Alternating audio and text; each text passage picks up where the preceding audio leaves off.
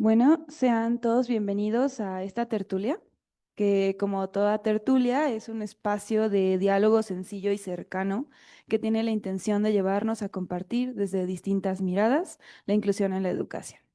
Esta es una propuesta para el diálogo, tertulias de cine, y para ello hoy ponemos al centro de la película El niño que domó el viento, película que cuenta la historia de William Kawamba, un niño de Malawi que, enfrentando una grave sequía y hambre en su comunidad, utiliza su ingenio y conocimiento de ciencia para construir un molino de viento que permite generar electricidad y bombear agua, cambiando así la vida de su familia y su pueblo.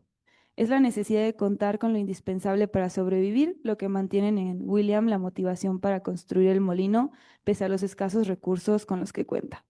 Y para dialogar, el día de hoy contamos con la presencia de, en este momento presencialmente, a la maestra Cintia Cerón, que es docente de tiempo completo en la licenciatura de Comunicación Digital, quien nos compartirá su visión como especialista cinematográfica. Un gusto, maestra.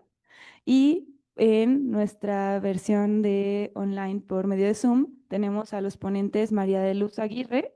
María de la Luz Aguirre, estudiante de la licenciatura en Mercadotecnia y coordinadora de la misión internacional, quien nos acompaña el día de hoy desde Kenia para hablarnos del contexto y la cultura. También nos acompaña el doctor Alfonso Luna, docente de los posgrados en Ciencia para el Desarrollo Humano y jefe de investigación del Comité de la Escuela Normal de Especialización, doctor Roberto Solís Quiroga. Sean todos bienvenidos. La dinámica de esta tertulia será la siguiente. Cada uno de los ponentes contará con 10 minutos para ofrecernos una reflexión que tiene la intención de motivarnos a que al finalizar podamos dialogar con ellos o expresar lo que se suscite en nosotros, la película o la aportación de nuestros expertos. Sin más preámbulos, le cedo la palabra a la maestra Cintia Cerón con el argumento y la estructura de la película, que es ¿cuál es el conflicto principal de esta historia? Bueno, pues muchas gracias por la invitación. Bueno, esta es una película que es una historia real, entonces, bueno, ya de entrada vale la pena de ser contada, ¿no? Y vemos, bueno, veo que hay como tres conflictos que son los principales. Digamos, bueno, más bien el principal que tiene que ver con el conflicto del hombre contra la naturaleza, donde vemos en este caso a William, que es un niño, adolescente, como alrededor de los 13 años, ¿no? Más o menos. Y bueno, justo lo que comentabas, ¿no? Está en este conflicto por tratar de mediar esta, estas características del lugar donde vive y que afectan directamente a la sobrevivencia de la aldea, ¿no? Entonces necesita lograr resolver la sequía de este lugar en África, este país en África, Malawi, para poder generar que la siembra sea fructífera de la mejor manera y que puedan comer, ¿no? O sea, es como que son condiciones bastante vulnerables las que viven en su aldea y él tiene este conflicto durante la película. Por otro lado, vemos que hay un conflicto que es lo que se llama el hombre contra la sociedad y ahí noto como diferentes niveles. Por un lado está un conflicto que tiene con su familia, ¿no? Donde se ven diferencias generacionales. Entonces está su padre y luego se hace referencia a los abuelos, a pesar de que no aparecen en la película, pero sí refleja como una forma diferente de resolver los conflictos y no solo eso, sino también con una cosmogonía, con la cultura del lugar, con prácticas, con valores incluso, ¿no? Y con acceso a información, a tecnología que va marcando una diferencia entre una generación y otra. Entonces, hace referencia justo a los abuelos y cómo esta generación optaba por orar, ¿no? Por rezar a los dioses y esa era la forma de relacionarse con la naturaleza, de resolver y de estar también, bueno, en comunidad, ¿no? Luego hay otra ruptura que es con la segunda generación, que es la generación de los padres. De ahí vemos otra forma, ¿no? Que cómo empiezan a impactar otros valores y también a romper con la generación anterior, ¿no? Entonces ahí se, digamos, como vemos mucho más fuerte que continúa esta idea de comunidad, de estar en comunión con la aldea, pero para confrontar también otras estructuras, ¿no? Entonces, la forma del papá es a través también del jefe de la aldea, bueno, ir y cuestionar lo que está sucediendo con la empresa tabacalera que viene justo ahí a afectar todo el ecosistema y la aldea. Eh, También como alguna cuestión de exigir al gobierno, ¿no? Que hacen mención que es una democracia incipiente, e incluso el papá dice, bueno, esta es como la yuca que se pudre rápido, ¿no? Entonces se ven ahí como el antecedente de que vienen de un sistema totalitario y que entran a esta democracia que apenas se va construyendo y que parece tampoco tener muy buenos resultados, ¿no? Entonces ahí vemos otro tipo de conflicto y que también, bueno, el papá justo se topa con estos límites, ¿no? Se ve también la frustración, donde esto no resulta suficiente para poder lograr que la comunidad surja, viva, se alimente, ¿no? Y por otro lado, pues está William, que es esta otra generación donde ya vemos un acceso a la educación eh, pues más accesible y donde, bueno, ya el conocimiento, el uso de la tecnología muy también precaria que tienen en esta comunidad, pues bueno, ya implica otra forma de resolver el conflicto, ¿no? Y por otro lado, también, bueno, me parece interesante resaltar como a nivel institucional, ¿no? Como estos conflictos que hay también entre el hombre y la institución. El gobierno, ¿no? Que mencionaba que, bueno, parece autoritario, que niega las condiciones de la aldea, ¿no? Las necesidades y tampoco está proponiendo respuestas pues ni claras, ni cercanas, ni empáticas, ¿no? Para la población que está ahí viviendo de hambruna. Por otro lado está la empresa privada, la tabacalera, y bueno, que hay un conflicto, ¿no? Y que genera conflictos en la aldea. Por un lado, por llegar, alterar el ecosistema y ofrecer, ¿no? Aparentemente una solución en términos de trabajo, pero que implica también, bueno, relaciones que parecieran muy, pues de dominación, ¿no? Poco generosas con la comunidad. Y por otro lado, también hay un conflicto, me parece, con la escuela, ¿no? Que es central, donde, bueno, pues hay un pago de cuotas y es bastante rígido, ¿no? Si no pagas, no tienes este derecho. Entonces, bueno, creo que esa ya es otra discusión en términos de la última pregunta, ¿no? Que habla del espejo. Claro, y en esto que comentas, pues es muy importante analizar todos esos detalles, pero para irlo enlazando, ¿qué elementos desde tu perspectiva son narrativos que contribuyen a la historia o no y al género cinematográfico? Pues bueno, es una historia real, es drama, entonces, bueno, mantiene una estructura lineal, ¿no? Inicio, desarrollo, conclusión, desenlace. Y bueno, pareciera que va dividida en como en 5 bloques temáticos, ¿verdad? Como una analogía al proceso de siembra y al ciclo, ¿no? Entonces está la siembra, está el cultivo, la cosecha y proceso que se ve, se irrumpe por la hambruna y luego, bueno, llega el viento, que es la resolución. Entonces, me parece que al final nos refleja de manera muy clara esta analogía que se hace a la siembra. Si bien sí narrativamente al principio, bueno, es como plantea quiénes son los personajes, cuál es el contexto y de alguna manera introduce esta relación tan cercana que hay de la naturaleza, ¿no? Con la población, que digamos que no es solo el contexto, es un personaje más y es una relación determinante de la calidad de vida, ¿no? De las personas. Em, y luego vemos en el cultivo cómo se ve de alguna manera el esfuerzo que hace la familia porque William entre a la escuela, pero también vemos cómo se ataca al jefe de la aldea y cómo altera todo este orden, ¿no? Como comunitario.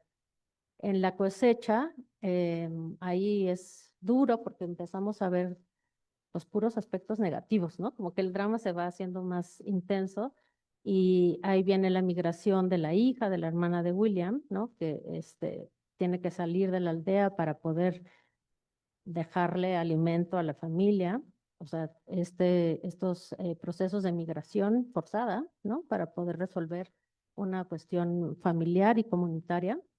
Y luego vemos en este bloque del hambre ya un momento de crisis total, ¿no?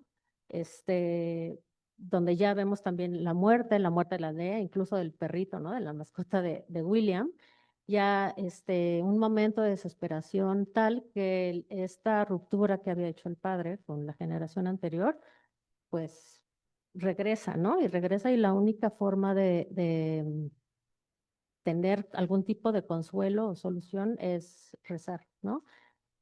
Ahí es interesante cómo la madre es la que le dice, no, os prometimos no, desde esta visión un poco de la, ¿no? Como progresista, sería un regreso. eh, y entonces esa es una promesa que se habían hecho, pero llega a ese punto, ¿no? De la crisis.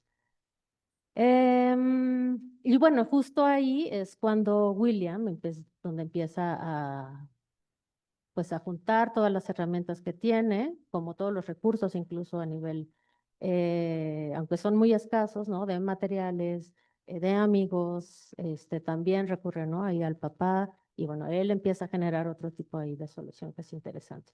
Y el viento que tiene que ver ya con la resolución, que es, digamos, ya cuando se resuelve el problema.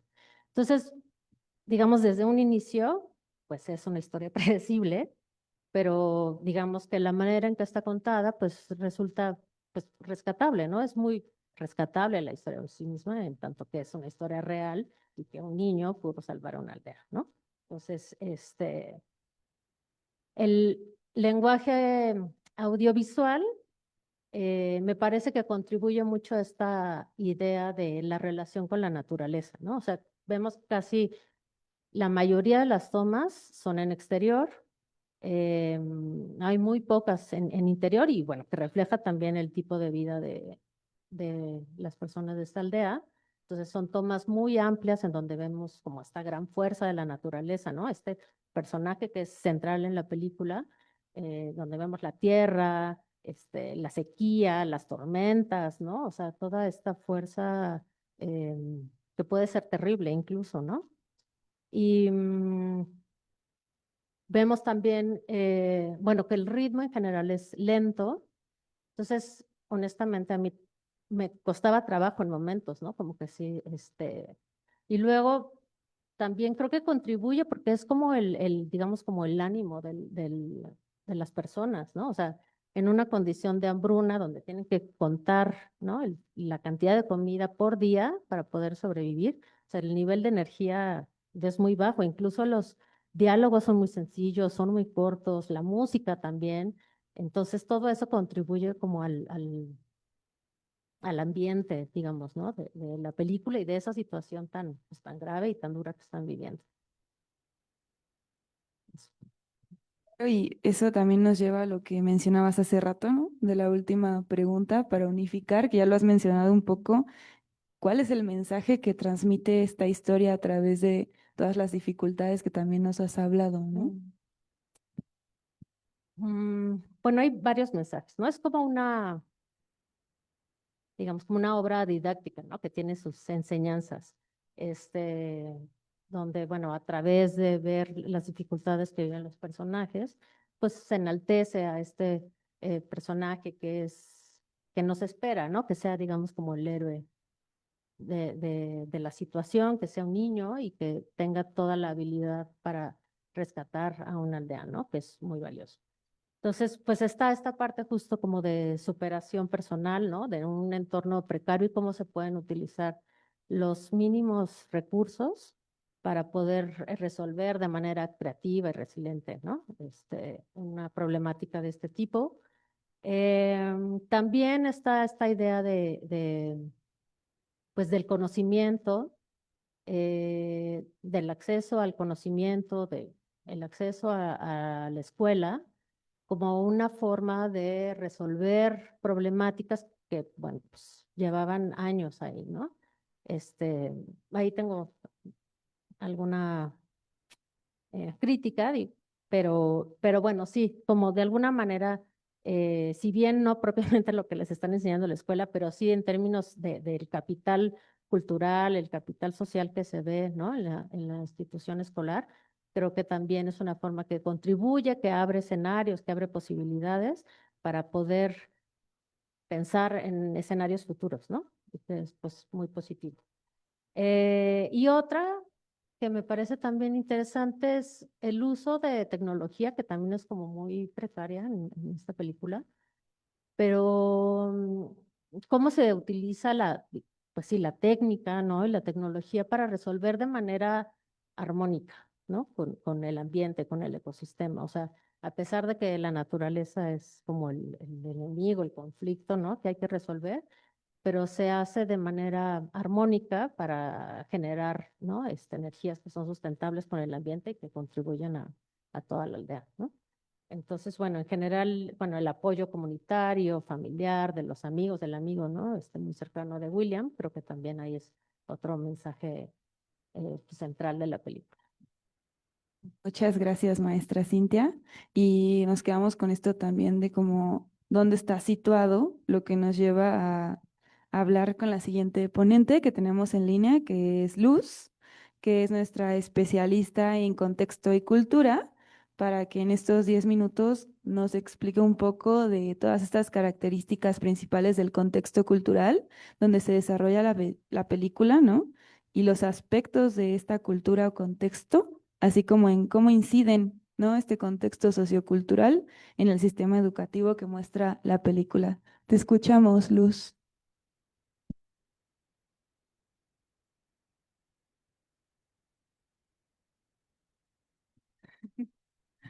Creo que Luz se nos congeló un segundo, porque Luz se encuentra en este momento en Kenia, entonces posiblemente su señal esté fallando un poquito.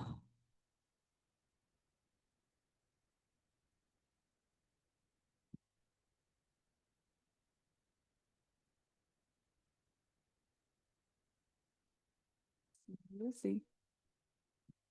Sí, entonces en este momento vamos a cambiar rápidamente con el doctor Alfonso. Hola, doctor Alfonso.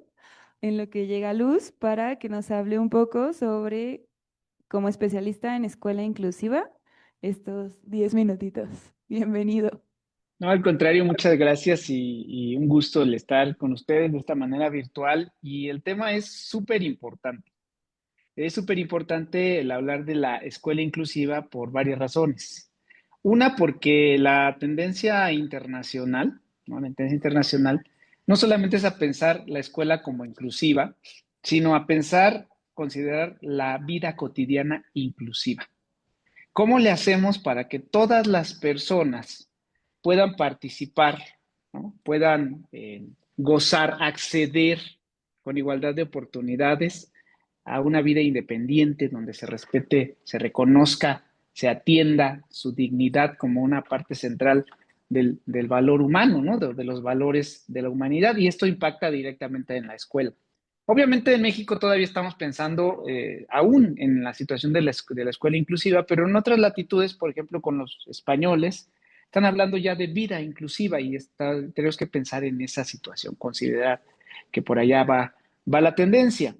Pues esta vida inclusiva, aparte, implica que podamos estar centrados en las personas, en las comunidades, la eliminación de barreras para el aprendizaje y la participación, y además esta posibilidad de que la incorporación, participación activa de todas las personas, no solamente como parte de problemáticas, de condiciones, sino también como actores fundamentales en su atención, ¿no? Entonces, eso es importante considerarlo como una idea preliminar para poder pasar a las siguientes consideraciones, ¿no? Además, habría que decir que en México la inclusión es una norma, ¿no? Que se establece en el artículo 61 de la Ley General de Educación. Entonces, como educadores, ahora sí centrados en la educación, tenemos la obligación de desarrollar una educación inclusiva. Y así viene en la ley, el texto legal, nos manda cosas, ¿no? Por ejemplo, como tener equidad estructural, flexibilidad, diseñar entornos educativos accesibles,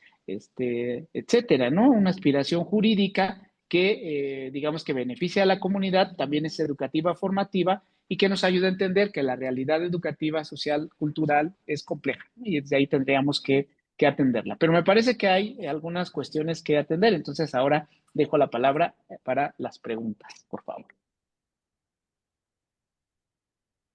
Claro, doctor. Entonces, como primera pregunta es, ¿cómo se representa el concepto de educación inclusiva en la película? Es interesante la película porque la educación inclusiva ya, después de lo que dije o lo que mencioné, pues se ve como ausente en algunos aspectos. Por ejemplo, ausente institucionalmente, lo que ya se comentó también, y que después se va rescatando, pero no se rescata por la práctica institucional, sino se rescata prácticamente por actos de resistencia, ¿no? De resistencia de las personas, de la comunidad y también de una praxis comunitaria. O sea, se empieza a trabajar de esa manera, ¿no? Por ejemplo, nosotros vemos esta situación primera que dije, ausencia institucional, en este no respeto o no reconocimiento de la educación como un derecho humano, sino en el reconocimiento ahí en la película como un privilegio, que está condicionado a un pago obligatorio, de tal manera que quien no puede pagar no puede acceder a la educación. O sea, ese es un problema que limita la posibilidad de educación inclusiva. Por otro lado, tenemos entornos excluyentes, selectivos y segregadores, no solamente por la cuestión de las cuotas, sino por cuestiones de tipo económico, social y hasta también tienen que ver con situaciones climáticas que había que considerar. Cómo las condiciones climáticas pueden generar estas estructuras de desigualdad o estas condiciones de desigualdad que terminan segregando a las personas. Y también violencia institucional, porque la violencia institucional no solamente con las cuotas, sino con la negativa de posibilitar el derecho humano a la educación y reducir solamente esa posibilidad a una cifra contable. Entonces habría que considerar eso. Y por otro lado tenemos después un concepto de inclusión que va emergiendo en prácticas, por ejemplo, en las prácticas del profesor de ciencias, con todo y que tiene una relación con la hermana, ¿no? de William. En este caso también tenemos el asunto de la maestra que está en la biblioteca. Son prácticas que van rompiendo con esta estructura excluyente y que van empezando a promover algunos espacios en los límites para esta educación más inclusiva que podría ayudarnos a romper con los reglamentos y con, con lo rígido que es la estructura del dispositivo escolar que se presenta. Y finalmente, para terminar, pues cómo esta inclusión después se traslada a la comunidad cuando la comunidad en esa capacidad de desarrollo de agencia empieza a cambiar las condiciones por necesidad propia, por las emergencias y las urgencias, pero al fin se nota una participación cooperativa, horizontal, tanto de amigos después del padre, porque hay un conflicto por la situación de la bicicleta y del generador, pero al final se resuelve una necesidad vital y se toma en cuenta la capacidad de todas y de todos para poder avanzar. Hasta allí me quedaría en esta primera pregunta. Perfecto, doctor. Creo que ya contestó un poco de la segunda, pero nos gustaría que nos mencione qué barreras se enfrentan para implementar prácticas inclusivas según este contexto. Habría que considerar un modelo analítico cuando nosotros trabajamos esto del análisis de la inclusión. Mi perspectiva es trabajar sobre modelos, no como camisa de fuerza, sino modelos que tengan algunas proporciones o elementos. Por ejemplo, la primera serían las barreras de lo macroestructural. Y lo macroestructural tiene que ver con la política pública, ¿no? Con la acción de la política, tiene que ver con el asunto de lo que estaba mencionando, de lo climático, de la época, inclusive de la historia, y también estos asuntos económicos y sociales que están presentes allí y que tendríamos que considerarlos como importantes porque establecen posibilidades de que se desarrollen entornos inclusivos de aprendizaje, ¿no?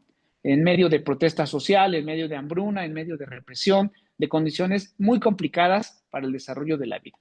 El segundo punto que tiene que ver con esta pregunta es las barreras normativas e institucionales, que ya decíamos, ¿no?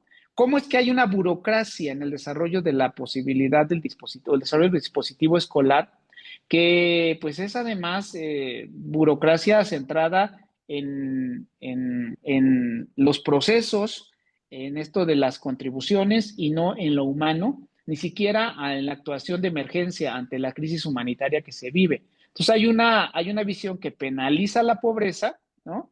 Y que impide la permanencia y el desarrollo de la equidad educativa. Y una más tendría que ver con las barreras actitudinales y culturales, que estas cruzan o son transversales porque tienen que ver con lo social. O, por ejemplo, el escepticismo ante las posibilidades de los jóvenes, de las capacidades que tienen los jóvenes para desarrollar cualquier asunto, el adultocentrismo, ¿no? Está todo centrado en los adultos y en sus capacidades, y también estigmatizar el cambio. No es posible realizar el cambio salvo con lo que ya está establecido. Entonces, se necesita allí que se ve que hay una escucha adultocéntrica que considera como locura o pérdida del tiempo lo que los jóvenes, en este caso el joven, quiere proponer después con la comunidad, ¿no? Al final es una barrera cultural que está, aunque es temporal, ¿no? Además, está atrapada en un horizonte de desesperación, de no comprensión, y de ciertos asuntos relacionados también con las tradiciones y cómo se han hecho las cosas en la comunidad, rechazando, fíjense, la innovación, ¿no? Y considerándola como un juego o algo que es inútil, que no se debe de desarrollar. Y bueno, justo como para cerrar esta idea, ¿qué cambios propondría usted para mejorar la inclusión en el contexto presentado en esta película? Pues son cambios complicados porque primero en el nivel macro, refiriéndome al análisis que realicé anteriormente, pues se necesitan condiciones de cambio de política pública. O sea, y esa política pública tendría que ir hacia mejores posibilidades de acceso a la educación gratuita, universal, una educación que sea para todos, ¿no? Pública, en ese caso básica y de secundaria, para erradicar esto de las cuotas, ¿no? Que en México ya es diferente, por ejemplo, pero allá todavía en este contexto no. Por otro lado, también, bueno, estamos hablando del contexto de inicio de siglo, ¿no? En este caso, de este siglo. Eh, por ejemplo, se podrían establecer otro tipo de políticas que nos ayuden a atender la educación ante escenarios de emergencia, ¿no? Esto es importante, cómo innovamos en escenarios emergentes. Y esto se debe de analizar cuando establecemos planes de acción, no solamente en cuanto a la inclusión, sino en cualquier otro aspecto relacionado con la educación. Por ejemplo, la gestión, la evaluación, la propia didáctica, el currículum, etcétera, ¿no? En el nivel medio, que es lo institucional y lo que tiene que ver con la institución, la escuela, pues establecer escuelas democráticas.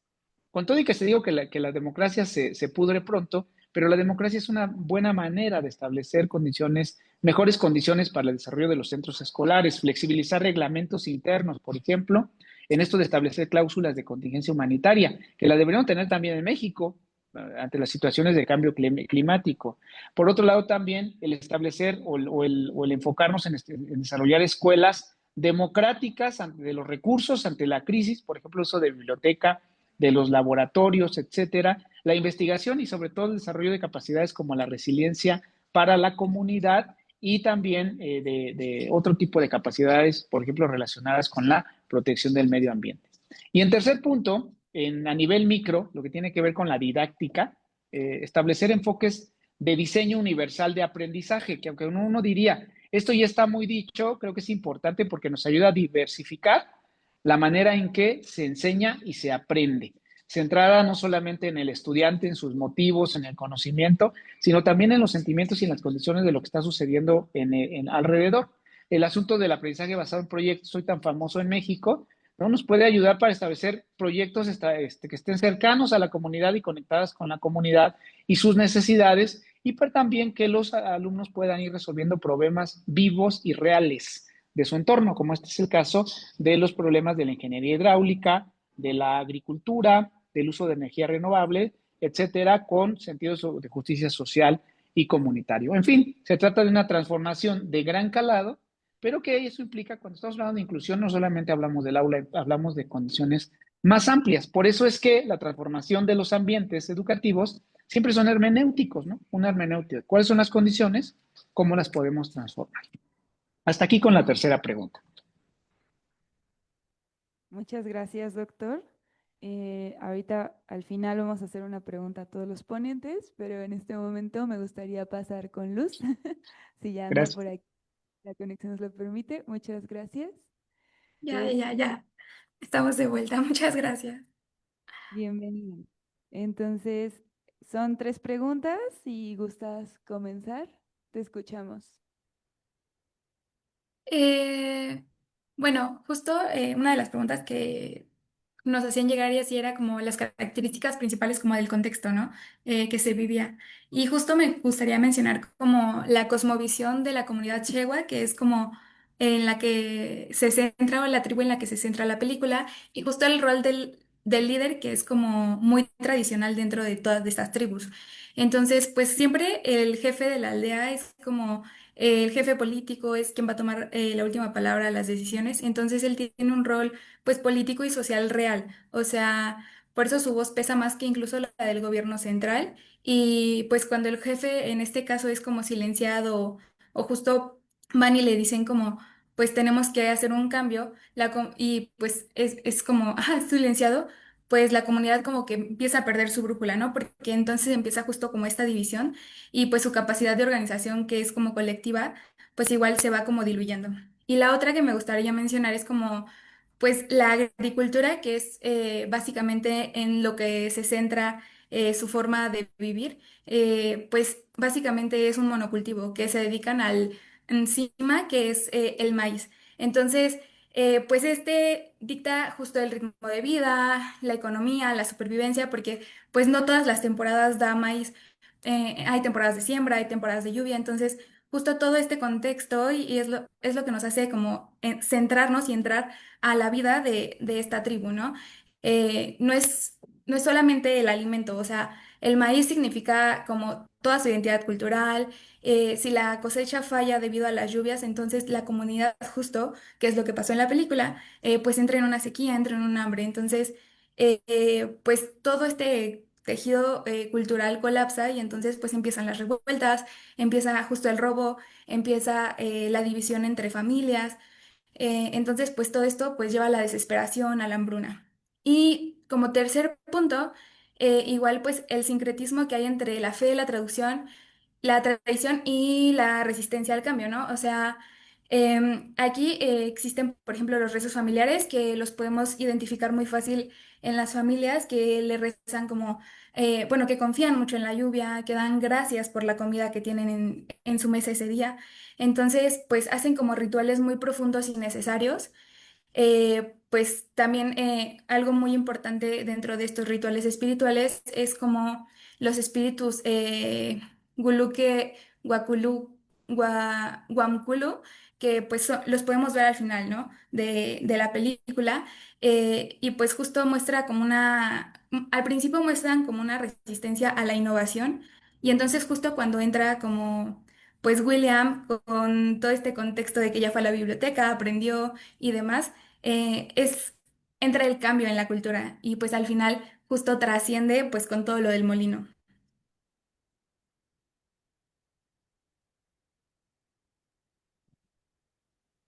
Hablando de estos aspectos de cultura o contexto que se mencionan, deberían ampliarse o profundizarse para una mejor comprensión. No sé si nos los puedas explicar, Luz. Sí, justo algo que a lo mejor pues no es muy conocido es como el significado real bueno, estos como bailarines o enmascarados que vemos al principio y al final de la película, que es el gulé guamkulu. Estos no son solamente como máscaras o personas bailando o simplemente como disfraces, o sea, realmente dentro de la cultura o dentro de la tribu, lo que hacen los cheguas o lo que piensan los cheguas son que son la encarnación viva de los espíritus. Entonces, son como de sus antepasados. Entonces, para ellos no solamente es como el momento en el que los visitan, sino esto representa como una ley moral en la que pues están aceptando el cambio o es la memoria histórica de la comunidad. Entonces, justo que aparezcan al final, cuando ya trasciende y acepta como toda la comunidad el molino, significa que también sus ancestros los están aceptando, entonces puede empezar este cambio como no de manera hostil, sino como más fluida en toda la comunidad. Y también, eh, pues justo las brechas entre los capitales y las realidades como rurales, ¿no? Podemos también notar mucho que al gobierno como que no le interesa tanto lo que pasa en la vida rural. Entonces siento que aquí podemos profundizar en que ignora por completo como toda la emergencia humanitaria que hay dentro de este contexto. Eh, Precisamente por la corrupción, la venta como de las reservas, y justo empiezan como a hacer este tipo de como de desconexión total y entonces empiezan a crear conflicto. Y ya por último, creo que también es súper importante el concepto colectivo como dentro de la crisis. Justo, pues son comunidades muy unidas que entre todos se apoyan de alguna manera. Entonces, aunque haya hambruna y demás, al principio como que todos estaban súper unidos y era como de, pues vamos, como a darle juntos. Pero ya después entra como el gobierno y pues la desesperación de no tener eh, como que comer, ya lo mencionaban anteriormente, ¿no? De pues incluso comer una vez al día y decidir cuándo iba a ser esa comida, si en la noche, si en la mañana. Incluso pues decían unos de que no, pues para dormir porque no se puede dormir con hambre. Y otros decían de que no, pues el desayuno porque es mi comida favorita. Y de alguna manera también buscan como sacarle lo mejor a esa situación, ¿no? Entonces justo como estas dinámicas de desesperación para evitar el individualismo, ¿no? Y justo como que generas este conflicto y ya después como que todos vuelven como a apoyar a William para justo la crisis de la bicicleta y demás y vuelven como a esta unión. Eso es, creo que una perspectiva muy interesante, Luz, y muchos detalles que quizá no conocemos de pronto en este tipo de situaciones culturales. Y justo ahora la duda es, ¿cómo incide este contexto sociocultural en el sistema educativo que nos muestra esta película? Ok, al principio, pues evidentemente, ya lo mencionaba el doctor Alonso, pues es una educación básicamente del privilegio, ¿no? Tienes acceso solamente a la educación, si cumples con el uniforme, si cumples con las cuotas, si puedes darlo. ¿Y esto de qué depende? Pues de la economía, de la siembra y demás, que igual ya fue mencionado. Entonces, desde ahí, pues evidentemente es golpeado, pues culturalmente el sistema, ¿no? Pero justo cuando viene este cambio, creo que se puede abrir como un modelo diferente que no sea como tan rígido, que a lo mejor justo vemos en la película que es como enseñar el ABC en un pizarrón, cuando a lo mejor se puede ampliar como toda esta parte y no ser simplemente una educación como muy técnica, sino enfrentarse a la realidad que hay dentro de la comunidad y con base en eso enseñarles. Son realidades completamente diferentes a las de una ciudad. Entonces, creo que desde ahí se puede abordar muchísimo porque pues evidentemente es un contexto en el que la educación va hacia, dirigida más a los hombres, las mujeres se quedan en la casa, y pues aquí también entran un poco los roles de género, ¿no? Entonces, creo que aquí puede haber como un cambio y una amplitud muy, pues pues muy notoria en cuestión de cómo aplicar el modelo educativo o cómo cambiarlo a ser un poco menos rígido.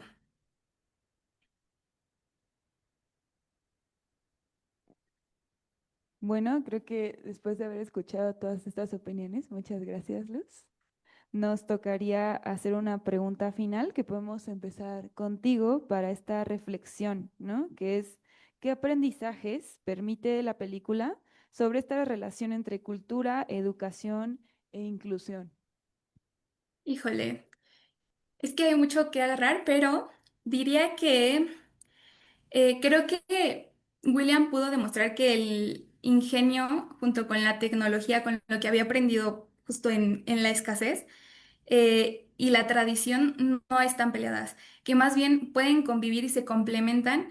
Entonces, pues pueden utilizar los conocimientos y traerlos a su cultura y justo no perder la esencia de lo que son los cheguas, pero sí adaptarla a las realidades que en ese momento se viven.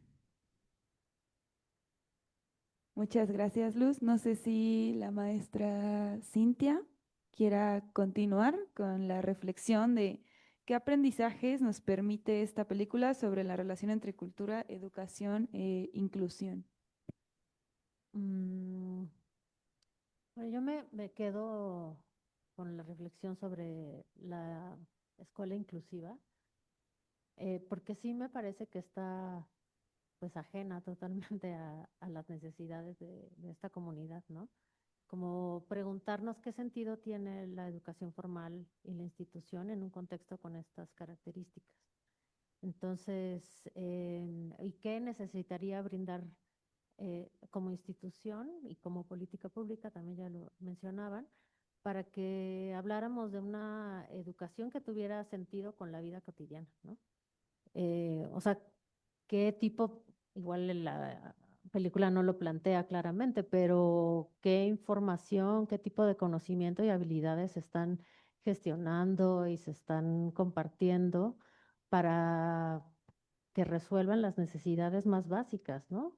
O sea, me parece pues increíble. O sea, cualquier otra cosa que no esté resolviendo el tema de alimentación, ¿no? Es como, bueno, pues ¿qué vas a ir a aprender si no puedes comer, ¿no? Y la escuela pareciera totalmente ajena, y no solo ajena, sino además con una visión bastante rígida y restrictiva, ¿no? O sea, como que no está generando tampoco ningún tipo de estrategias o de espacios para fomentar, ¿no? Soluciones colaborativas, comunitarias, más acorde al contexto en específico para resolver este tipo de problemas, ¿no? O sea, me quedo con eso y bueno, esto que ya planteaba, ¿no? ¿Cómo se puede pensar también en, en habilidades que contribuyan a la cultura, ¿no? Que no estén totalmente ajenas, este, que no tengan como una visión diferente y que irrumpan, digamos, con cierto equilibrio, sin que esto significa que se tengan que mantener siempre todo de la misma manera y no esta resistencia al cambio, ¿no? O sea, pero que pueda haber cambios mucho más armónicos con la cultura, con la gente, con las necesidades y bueno, que implica pues una gran labor y me parece así como que todo se materializa, ¿no? Como esta visión institucional en el personaje del director. O sea, un hombre rígido, formal y serio, pero además que limita, ¿no? Está limitando por el tema de las cuotas en este caso, a William, y vemos ahí otros estudiantes, pero además lo hace evidente, ¿no? O sea, lo ridiculiza frente a sus compañeros. Entonces, pues creo que ahí hay una enseñanza importante, ¿no? O sea, digo, cómo mediar, cómo hacer programas que sean más equitativos y cómo reconocer las diferencias, ¿no? Y que a partir de esas diferencias plantear soluciones, pues, pues que logren, ¿no? De términos de igualdad. Y bueno, y también que ese es otro tema que también planteaba Luz, ujú, en el tema de las mujeres, ¿no? Que bueno, vemos claramente cómo están divididos los roles, eh, que en este caso, bueno, la mamá y decía de cómo desde la abuela tenían un perfil, ¿no? De como de inteligencia, y de tener como otro tipo de pensamiento y que se ve totalmente limitado por las necesidades, ¿no? Y que la escuela en este caso tampoco está ofreciendo posibilidades para lograr un desarrollo, ¿no? Más igualitario. Gracias. Sí, maestra, creo que tiene mucha razón en varios puntos que también se han ido uniendo, como entre las opiniones entre usted, Luz y el doctor Alfonso, que ahora nos gustaría escuchar para este cierre. ¿Qué opina el doctor Alfonso sobre los aprendizajes que nos permite esta película en nuestra relación cultural, educativa y de inclusión? Muchas gracias. Pues aprendemos algunos asuntos, además de lo que han dicho mis compañeras Cintia y Luz. Por ejemplo, uno es que la inclusión real implica una transformación de la cultura, en este caso de la cultura comunitaria. Esto es muy complicado porque tiene que ver con la fusión de horizontes, ¿no? Cómo los pensamientos, los significados de las familias, de la comunidad, de lo adultocéntrico, que esto es un asunto interesante en la formación tradicional, sea el maestro, sea los padres, sean los antecesores, cómo es que se puede fusionar con el talento de los jóvenes, ¿no? La agencia de las generaciones y se puede tener entre ambos una postura de corresponsabilidad y cooperación colectiva. Esto creo que podría ayudar porque une esfuerzos ante un asunto común y además aprovecha los talentos y reconoce la dignidad y las capacidades, hablando de Marta Nussbaum un poco, las capacidades que tienen todas las generaciones, tanto los adultos como los jóvenes, para salir adelante ante las problemáticas y por tanto resolver asuntos de la vida cotidiana, participar en esa resolución de las problemáticas. De hecho, por ejemplo, podríamos decir que donde hay inclusión no hay exclusión, ¿no? De ningún tipo. Al contrario, donde hay exclusión, no hay inclusión. Entonces tendríamos que pensar desde esa perspectiva. Por otro lado, es que la educación inclusiva, o cuando la educación inclusiva, existe cuando hay pertinencia y sentido local, de resolución de problemas, de problemas de la localidad, de la realidad. Por eso la importancia de los proyectos, ¿no? Proyectos que involucren a los estudiantes y que la educación se convierta en un instrumento para el cambio social. Ahí recordaríamos, por ejemplo, a Paulo Freire, ¿no? tan necesario en nuestra sociedad actual, así como William pudo coordinar, liderar un proceso de transformación. ¿Cuántos de nuestros jóvenes en México podrían hacer lo mismo, no? Ante las condiciones que tenemos en nuestras comunidades, que además son graves y muy, muy, muy complicadas en estas emergencias de lo que hablamos, para poder transformar realmente la cultura. Y un tercero, con eso cerraré, es que las normas escolares a veces se vuelven opresoras, ¿no? Si están aisladas del contexto de las personas, de la cultura, de lo económico. Por tanto, es muy, muy, muy interesante que haya esta relación en los niveles, tanto de lo macro, es decir, a nivel de la política pública, cómo se transforman las condiciones no solamente de la educación, sino de lo que rodea a la educación, sobre todo lo económico, lo social, lo cultural, etcétera, la posibilidad de que todos accedamos a un mejor nivel de vida. Este asunto del bienestar, no ahora tan mencionado, tan dicho, pero en términos de lo que planteaba Nussbaum, de lo que se planteaba hace un rato, hace unas décadas, el bienestar, que las personas puedan realmente tener beneficios en su vida cotidiana. Por otro lado, también el asunto de que la escuela no puede estar desligada de las necesidades de la comunidad. No se trata solamente de que la escuela forme en un currículum que sea fuera de la realidad, sino que esté centrado y relacionado directamente con la realidad. Esto ayuda porque motiva, ¿no? Motiva a las personas a que se involucren y a que se incluyan, vamos a decir, que sean incluidas en este asunto. Y por otro lado, creo que tendría que desarrollarse también en cuestión de la institución, flexibilidades normativas, ¿no?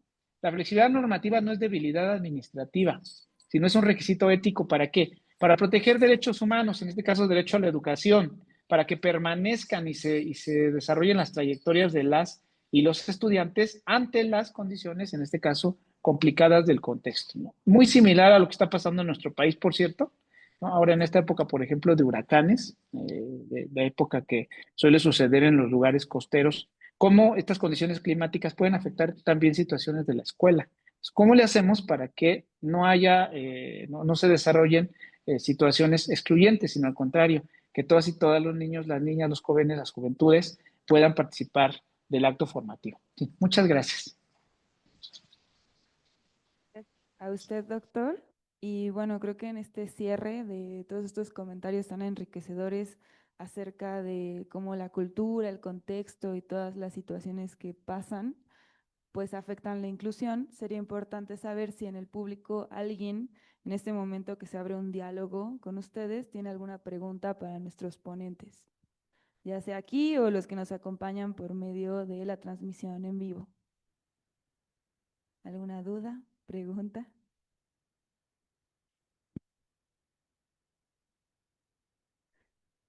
Bueno, sin más, entonces, si no tenemos algún otro diálogo, nos gustaría agradecerles a todos por haber participado en esta tertulia. Muchísimas gracias, maestra Cintia, al doctor Alfonso que nos acompaña y a Luz que también está aquí, que ya es de noche. Entonces, muchas gracias por participar, a todos los que nos siguen en redes sociales y a la gente que está en este foro en el día de hoy. Este es solo el inicio de las tertulias que vamos a tener y esperamos que nos puedan seguir acompañando en las siguientes visualizaciones de película y en estos foros. Muchas gracias. Gracias. Muchísimas gracias. Un fuerte abrazo. Gracias, nos vemos.